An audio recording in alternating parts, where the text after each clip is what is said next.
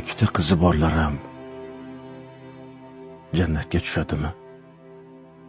Tushadi, Xudo xohlasa. Bu dunyoda jannatga tushish uchun bu dunyoni do'zaxiga tushish kerak ekanda. Tinchlikmi?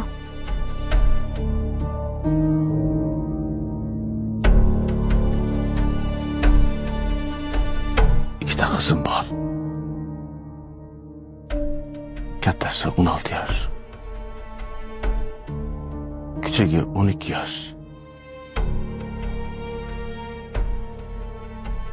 Katta qizimni rasmi internetda tarqab ketdi. To'xtang.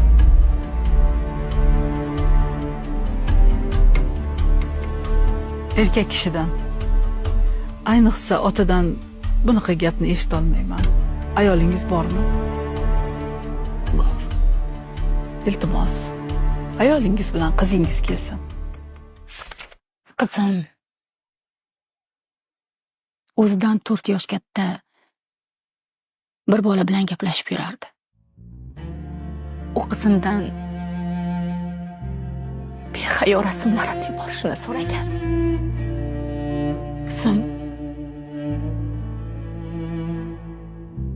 yuborgan. Keyin qizimdan pul so'ragan. Agar pul bermasa rasmlarni tarqatib yuborishni aytgan. Qizim pul bermagan. Rossiyada dadasi Instagramda qizim rasmlarni ko'rib qo'ygan. Rossiyadan keldilar. U bolani so'yaman deyaptilar.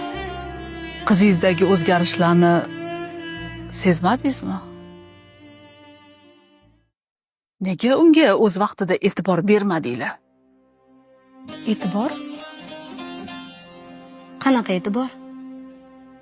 Meni behayo rasmlarimni Instagramda ko'rib qolib, ota ekanligi endi esiga tushgan, Rossiyadan naq 9 yil deganda kelgan dadamga e'tiborni aytyapsizmi? Yoki dadamni qiynalib topgan pullarni har kuni butik yurib shopping qiladigan, kuniga 2 marta salonga boradigan onajonimni e'tiborni aytyapsizmi? Meni qayerda, kim bilan, nima ish qilib yurganimni so'raydigan insonim yo'q. Men erkin qushman.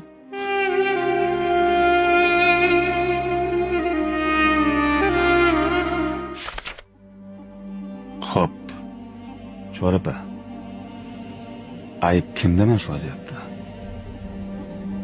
Bu vaziyatda ayb otalar va onalarda. Lar? Albatta lar. Qizning yalang'och rasmini so'ragan go'rsoqtani ham ota-onasi bor-ku. U nima qilish kerak? Erkaklar ko'zini ochishi kerak. Povni berib qo'yishyapti. Oiladagi o'rnini egallashi kerak. Erkakning vazifasi faqat qornini to'ydirib, ustini but qilish emas. Hayvon ham bolasini qornini to'ydiradi.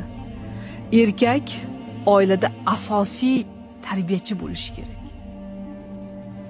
Erkaklar, uyg'oninglar.